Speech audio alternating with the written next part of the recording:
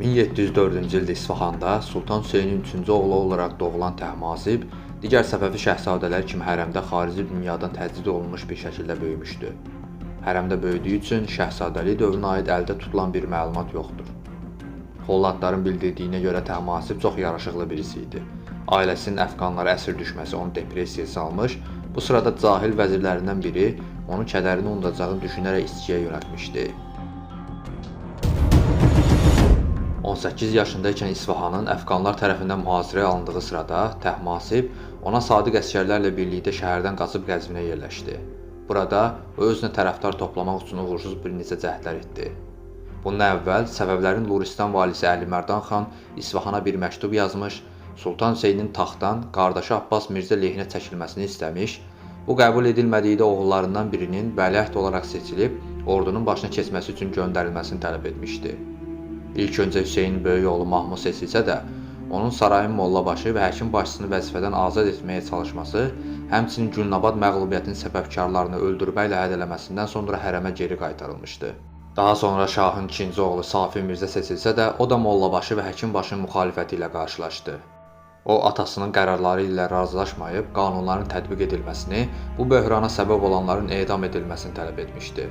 Və elə bunlara görə də 13 gün sonra vəliəhdlikdən əl çəkdirildi. 26 martda şahın digər oğlu Təhmasib vəliəhd olaraq seçildi. Qardaşların əksinə o, atasının qüsurlarını özündə daşıyırdı. Rahatlıqla digərlərinin təsirinə düşə bilirdi. Elə buna görə də saray əyanları daha rahat idarə edə biləcəkləri birini seçmişdilər.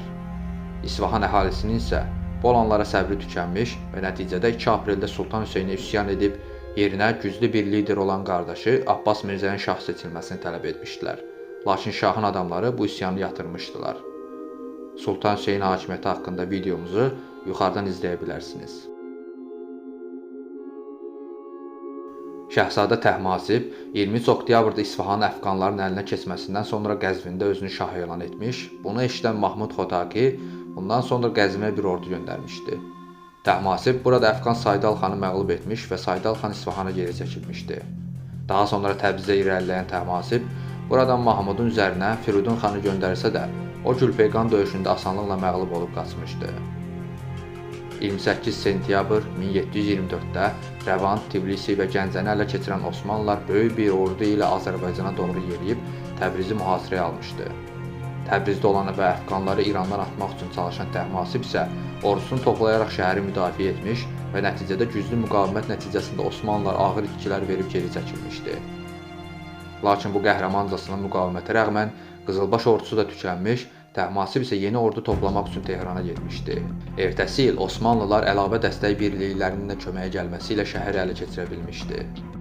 Tehranda olan Təhmasib üzərinə isə Mahmudu öldürüb əfqanların yeni lideri olan Əşrəf xan bir ordu göndərmişdi. Əşrəf xan daha əvvəl Mahmudun həbsxanasında ikən Təhmasib ilə məktublaşmış, onu xilas edəcəyi təqdirdə şahın xidmətinə girəcəyini bildirmişdi. Lakin Mahmudun ölümündən sonra fikrini dəyişdirmişdi. 1725 ilində əfqanlar Tehranın cənubuna çatdıqlarında Təhmasib döyüşmə əmri vermişdi. Qazarlar bundan sonra Etimad dövlə vəzifəsinə Qazarlardan seçiləcəyi təqdirdə döyüşməyə hazır olduqlarını bildirmiş, amma bu digər düşmən liderləri tərəfindən etirazla qarşılanmışdı. Buradan sonra Təhmasib Məzəndərana çəkildi. Lakin burada əsgərlərin çoxu dizanteriya səbəbindən öldü. Təhmasib daha sonra Əstarabada getdi və burada Məşədi geri almaq üçün hazırlaşmağa başladı. Nadir İranın şimal-şərqində Xorasanda yerləşən Dəstəgir qalasında doğulmuşdur. Doğum tarixi dəqiq bilinməsə də 1688 və yaxud 1698 olaraq qeyd edilir. Atası İmamqulu bir çoban idi və ailəsi köçəri həyat tərzi sürürdü. 13 yaşındaykən atası ölmüş və Nadir odun toplayıb sataraq ailəsini dolandırmağa çalışmışdır. 15 yaşındaykən bir valinin yanında döyüşçü olaraq işləməyə başlamış və zamanla rütbəsi yüksələrək valinin sağ qolu olmuşdur. Əfqan işğalı zamanı Nadir Şah əvvəlcə Məşəddə özünü şah elan edən Malik Mahmud ilə işbirliyi etmiş, daha sonra onunla düşmən olmuşdu. Dəfələrlə Məşədi ələ keçirməyə çalışsa da uğursuz olmuşdu. 1726-da Osmanlı Əhməd Paşa Əşrəf xan üzərində yeridi və tərəflər Həmədan bölgəsində qarşı-qarşıya gəldilər.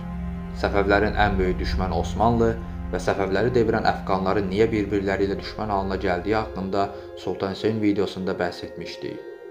Bu döyüşdə 50 minlik toplarla təsis edilmiş Osmanlı ordusu 20 minlik alovlu silahları olmayan əfqanlara qarşı ağır bir məğlubiyyətə uğradılar. Lakin iç üsyanlar səbəbilə irəli hərəkət etməyən Əşrəf xan Osmanlılarla sülh müqaviləsi imzaladı. Müqaviləyə görə Osmanlılar Əşrəfi legal İran şahı olaraq qəbul edəcək, bunun müqabilində Osmanlıların Qəzvinə qədər ələ keçirdiyi bölgələr Osmanlıda qalacaqdı. Eyni il Təhmasib Vəkil Əddovlə Fətəli xan Qacarın ordusu ilə Əstarabaddan Xorasana gəldi. Burada Nadir də Təhmasibin xidmətinə girdi. Nadirin varlığı Təhmasib üçün vacib idi. Çünki həm Fətəli xana qarşı bir güc balansı olacaq, həm də ordusunu gücləndirəcəkdi. Ordu Məşədi mühasirəyə aldığı sırada Təhmasib Fətəli xanın Malik Mahmudla işbirliyi içərisində olduğu iddiası ilə edam etdirdi.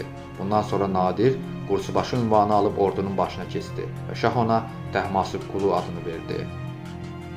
Nəhayət, Təhmasibin ordusu Məşədi ələ keçirdi. Bu sıralarda artıq Əşrəf xan Sultan Hüseyni öldürtmüşdü. Xorasanda isə çox keçmədən Nadir artıq dövlət işlərinə qarışmağa başlamışdı və bu şahın, həmçinin şahın ətrafındakıların narazılığına səbəb olurdu. Digər yandan Məşəddə ikən Təhmasib ətrafdakı qəbilələrə məktublar yollayaraq ordusuna qatılmalarını istədikdə, Kürd qəbilə liderləri də Nadir orada olduğu müddətdə şaha qatılmayacaqlarını deyərək Nadirə qarşı narahatlıqlarını bildirmişdilər.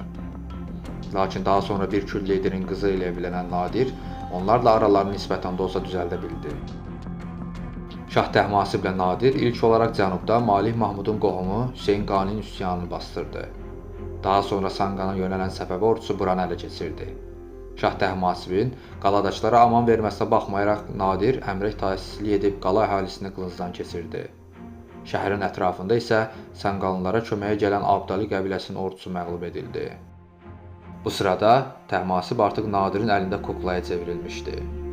Qızılbaş qəbilələri şahı Nadirin əlindən xilas etmək üçün dəfələrlə cəhd etsələr də, Təhmasibin qərarsızlığı ucbatından bu cəhdlər uğursuzluqla nəticələndi.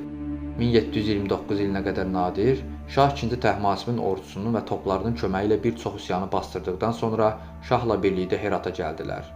Qanlı vuruşmalardan sonra şəhəri itaət adını alıb Məşədə geri döndülər. Daha sonra İsfahanı əfqanlardan almaq üçün hərəkətə keçən müttəfiqlər 29 sentyabr 1729-da Əşrəf xanın ordusunu Damğanda Mehmandost bölgəsində məğlub etdilər. Şah Təhmasib burada ordusu ilə birlikdə dayanıb, düşmən hücumlarını dəf edərək qələbədə mühüm rol oynadı. Məğlub olan Əşrəf xan isə Osmanlılardan da dəstək aldıqdan sonra qisas almaq üçün tələsdi. 13 noyabrda bu dəfə İsfahanın şimalında Morçixord bölgəsində Səfəvi ordusu ilə üz-üzə gəldi. Şah Təhmasibin iştirak etmədiyi bu döyüşdə orduya Nadir təkbaşına rəhbərlik edirdi.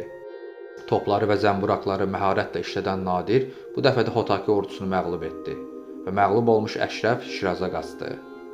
Səfəvi ordusu İsfahanı ələ keçirdi. İsfahana gələn Şah Təhmasibi Əfqan zülmündən bezmiş xalq coşqu ilə qarşıladı.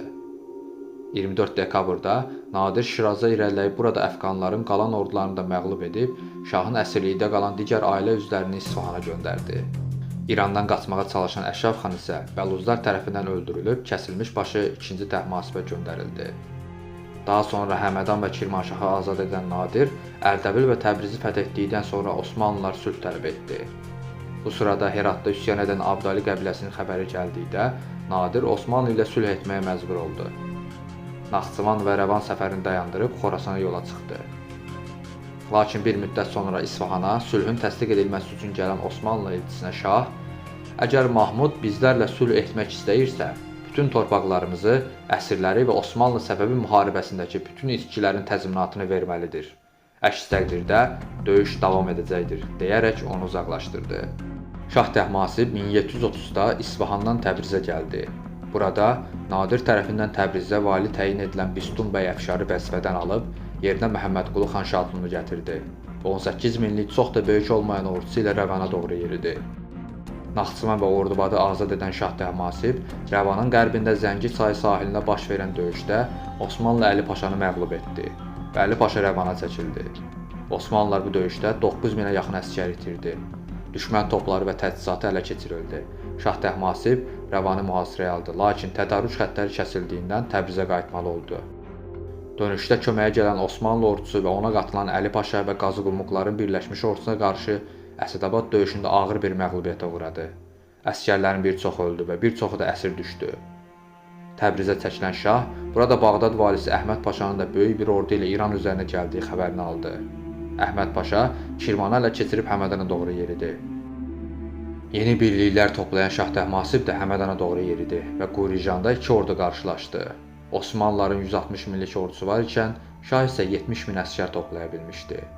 Üstəlik Təhmasibin ordusu əsasən təcrübəsiz gənc əsgərlərdən ibarət idi. Ordusunun əsas təcrübəli döyüşçüləri o sırada Nadirin əmri altında Xorasanda Əfqan üsyançılara qarşı döyüşürdülər.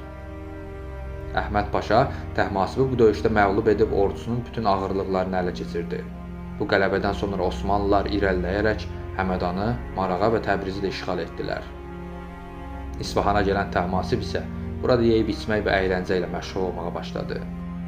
Qələbəyə baxmayaraq Osmanlı öz iç ixtişaşları, Nadirin qayıdacağından duyulan qorxu, əvvəlki Səfəvi qələbələrin yaşatdığı acı təcrübələr nəticəsində 16 dekabr 1732-də Səfəvilər ilə yeni bir sülh imzaladı. Müqaviləyə görə Osmanlı Araz çayının şimalı istisna olmaqla bütün işğal etdiyi torpaqları geri verəcəkdi. Qısa bir müddət sonra Ruslarla Rəşd paktı imzalanaraq onlar da Kürd çayının cənubundakı bütün əraziləri geri qaytardılar. Heratı fəth edən Nadir bu sülhü öyrəndikdən sonra əmrini aldığı əfqanlarla birlikdə ordusunu gücləndirdikdən sonra İsfahana doğru yeridi. Osmanlı padşahına ya bütün torpaqları geri qaytarmasını, ya da müharibəyə hazırlaşmasını bildirən bir məktub göndərdi. Təhmasib ilk başda Nadirdən qorxdu və İsfahandan qaçdı. Lakin Nadir ona sadiq olduğunu və şahın icazəsi ilə Bağdad üzərini yerimək istədiyini bildirəndə Təhmasib ona inanıb İsfahana qayıtdı.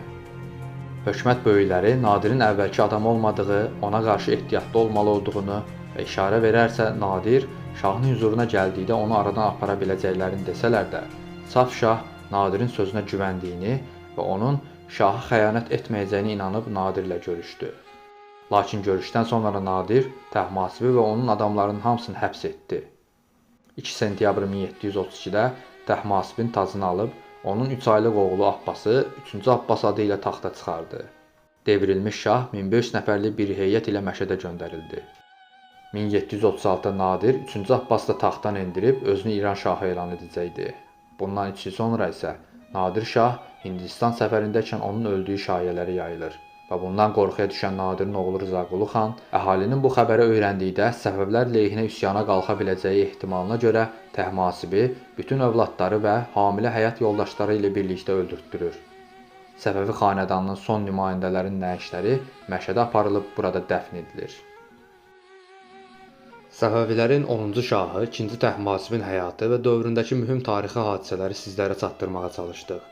Ümid edirik bunda uğurlu olduq. Kanalımızı bəyənir və Azərbaycan tarixini daha çox tarixsevərə çatdırmağımızda bizə dəstək olmaq istəyirsinizsə, kanalımıza abunə olub videolarımızı bəyənməyi və şərhlərdə öz fikirlərinizi bildirməyi unutmayın. Eyni zamanda kanalımıza maddi dəstəkdə bulunmaq istəyirsinizsə, açıqlama bölümündəki hesablardan da bizə dəstək ola bilərsiniz.